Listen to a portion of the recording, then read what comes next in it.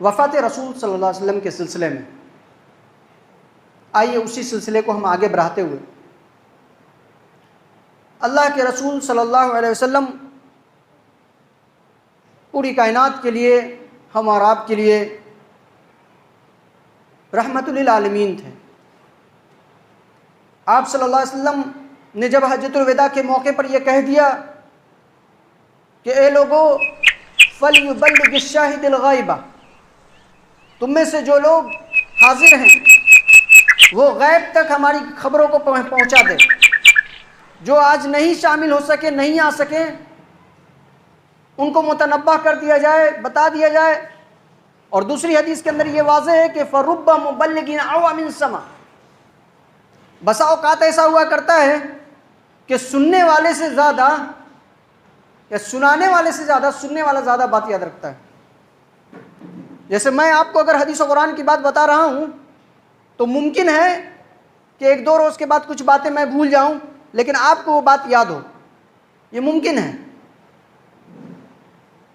اللہ کے رسول صلی اللہ علیہ وسلم سن 8 ہجری میں ماہ سفر کا آغاز تھا۔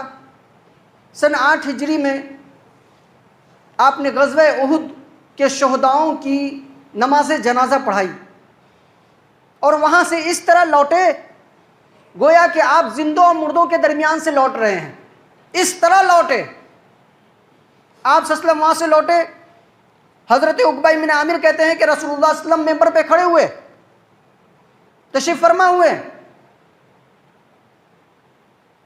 آپ حدیث پڑھی، صحیح بخاری کے اندر روایت موجود ہے، حدیث نمبر 3596۔ کہتے ہیں اللہ کے رسول ممبر پہ کھڑے ہوئے اور آپ نے فرمایا انی فرتکم وانا شہید علیکم، اے لوگوں میں تمہارے آگے آگے رہوں گا، میں تم سے آگے آگے رہوں گا، وانا شہید علیکم، اور میں تمہارے اوپر گواہ ہوں۔ آپ صلی اللہ علیہ وسلم حجۃ الوداع کے بعد ایک جنازے میں شریک ہوئے، اور جنازے میں شریک ہونے کے بعد جب وہاں سے واپس آئے اور ممبر پہ چڑھا تو اللہ کے رسول نے فرمایا کہ لوگوں سنو، تم سے میری ملاقات قیامت کے دن حوض کوثر پہ ہوگی۔ کیا یہ لفظ واضح نہیں ہو رہا ہے کہ اللہ کے رسول صلی اللہ علیہ وسلم کا یہ آخری سفر، یہ آخری جملہ ہے، یہ آخری خطاب ہے؟ آپ صلی اللہ علیہ وسلم نے حجۃ الوداع کے موقع پر خطاب فرمایا، آپ صلی اللہ علیہ وسلم نے صحابہ کو وصیت فرمائی۔ صحابہ کہتے ہیں اللہ کے رسول نے ہمیں وصیت فرمائی۔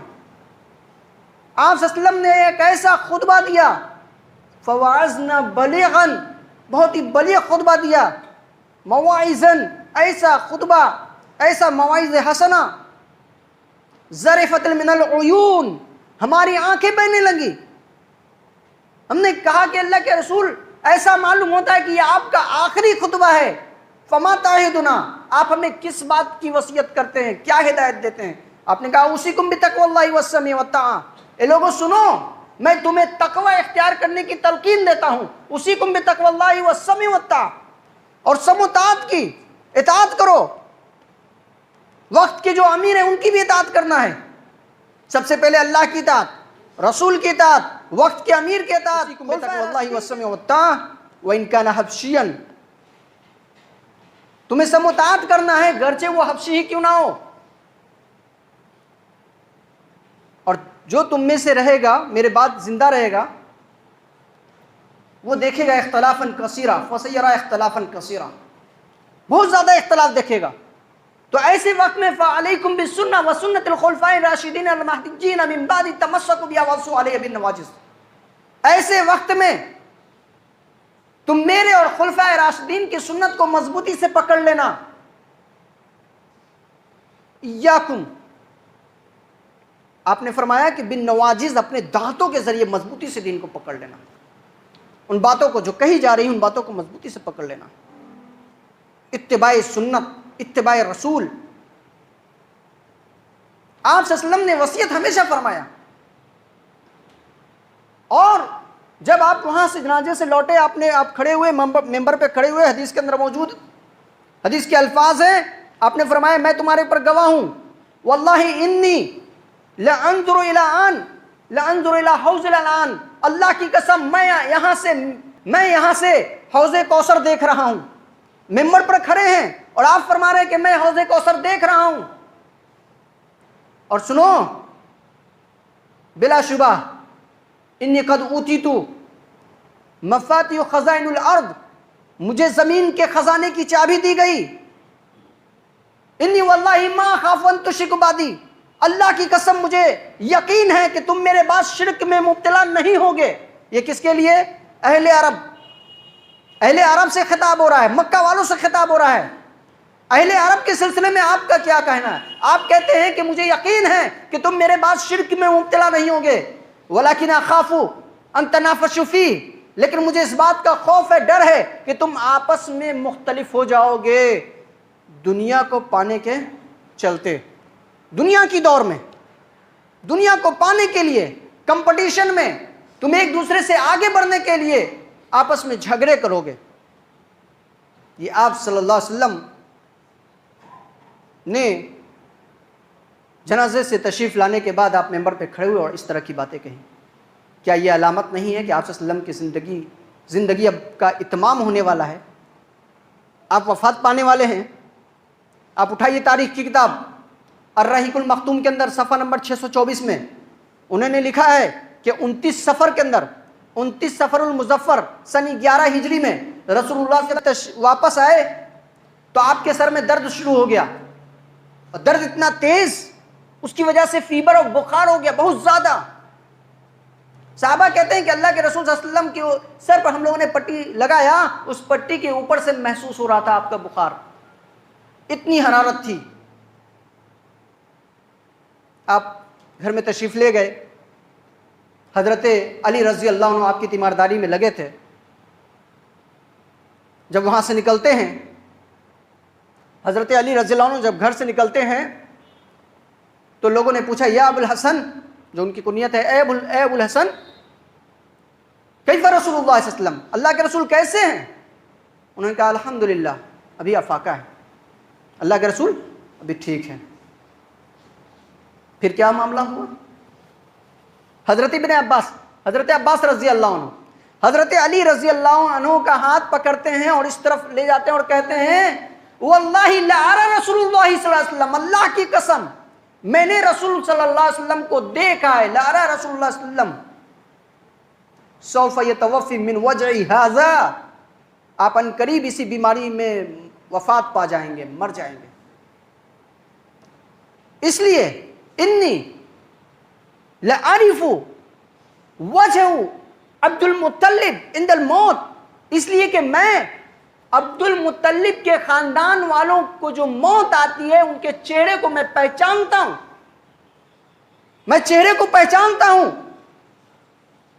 آپ صلی اللہ علیہ وسلم کے چہرے کو دیکھا ہے حضرت عباس نے، چچا نے، اور علی کو کہا کہ سنو اے علی، میں نے بنو عبد المطلب کے خاندان والوں کو دیکھا ہے کہ مرتے وقت میں ان کا چہرہ کیسا ہوتا ہے، کی وفات ہونے والی ہے، مبتلا ہے. آپ صلی اللہ علیہ وسلم اس دنیا سے کوچ کر جانے والے ہیں. آپ صحیح بخاری کی روایت اٹھائیے، یہ آپ کو حدیث مل جائے گی، حدیث نمبر 4447 کے اندر. اس کے آگے آپ پڑھیے، حضرت عائشہ رضی اللہ عنہ فرماتی ہیں کہ اللہ کے رسول صلی اللہ علیہ وسلم جب بیماری میں مبتلا ہوتے، عام دنوں کے اندر جب بیماری میں مبتلا ہوتے، جب بیمار پڑتے، ان رسول اللہ صلی اللہ علیہ وسلم کان اذا اشتکا نفس علی نفسہ، آپ صلی اللہ علیہ وسلم کیا کرتے؟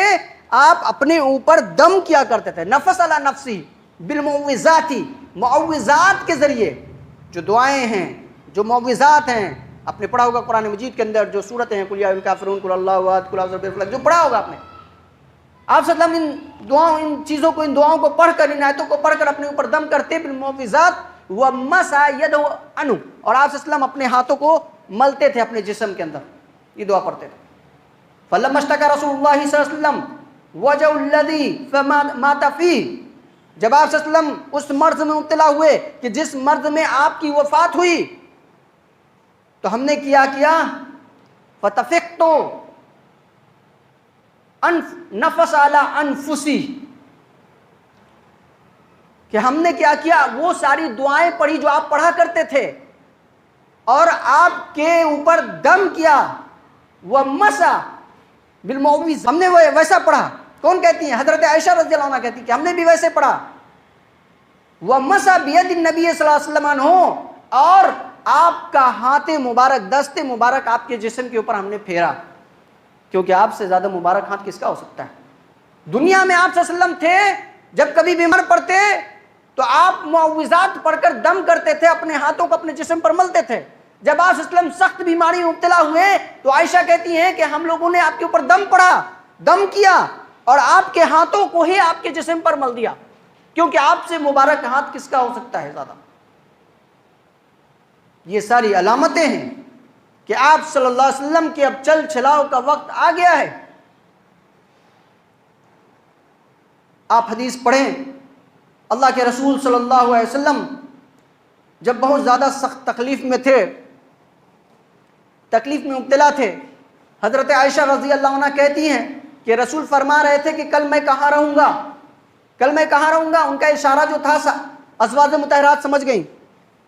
کہا اللہ کے رسول آپ جہاں چاہیں، 11 بیویاں تھیں، آپ جس کے یہاں چاہیں وہاں رہ سکتے ہیں. اللہ کے رسول صلی اللہ علیہ وسلم حضرت عائشہ رضی اللہ عنہ کے گھر کی طرف چلے. حضرت فضل بن عباس اور حضرت علی رضی اللہ عنہ ان دونوں کے کاندھے پر ہاتھ رکھا. آپ صلی اللہ علیہ وسلم چل رہے تھے اور آپ کے قدم مبارک زمین میں گھسیٹ رہے تھے. جی، آپ کی علالت، آپ کی بیماری کی شدت ایسی تھی، اس قدر بیمار تھے کہ آپ کا پیر، آپ کا قدم مبارک گھسیٹ رہا تھا اور آپ چلے جا رہے تھے. جب وہاں پہنچے، اللہ کے رسول صلی اللہ علیہ وسلم نے کہا کہ لوگوں لاؤ میں تمہارے لیے کچھ لکھ دوں. بیماری کی شدت ہے، آپ نے کہا کہ لاؤ میں تمہارے لیے کچھ لکھ دوں. اس وقت صحابہ کرام بیٹھے ہوئے ہیں، ساری روایتیں موجود ہیں، صحیح بخاری کے اندر آپ یہ روایت پڑھ لیجئے، حدیث نمبر 4442 میں آپ پڑھیے یہ روایت کہ اللہ کے رسول صلی اللہ علیہ وسلم کہتے ہیں کہ لاؤ میں تمہارے لیے لکھ دوں کہ جس کے بعد تم کبھی گمراہ نہیں ہوگے. اس وقت اجلہ صحابہ کرام موجود ہیں. حضرت عمر فاروق رضی اللہ عنہ کہتے ہیں کہ اللہ کے رسول صلی اللہ علیہ وسلم کی طبیعت اس لائق نہیں ہے کہ آپ سے لکھوایا جائے، آپ سخت علالت میں ہیں اور تمہارے پاس قرآن مجید موجود ہے، تمہارے پاس قرآن مجید کا نسخہ موجود ہے، کیا ضرورت ہے رسول کو تکلیف دینے کی؟ آپ لکھنے کے لائق نہیں، کیا ضرورت ہے؟ صحابہ نے کہا، کچھ صحابہ کہنے لگے جب اللہ کے رسول نے دریافت کی، جب اللہ کے رسول نے کہا کہ لاؤ میں لکھ دوں تو آپ کیوں بیچ میں بول رہے ہیں کہ رسول کو چھوڑ دو؟ یہ آپس میں تو میں ہونے لگی صحابہ کے درمیان. اللہ کے رسول نے کہا آپ لوگ اٹھ کر یہاں سے چلے جائیے. معلوم یہ ہوا کہ بیماری کی حالت میں ایک سبق ہمیں یہ ملتا ہے کہ جب کوئی مرض میں مبتلا ہو تو اسے چاہیے کہ اس مریض کے سامنے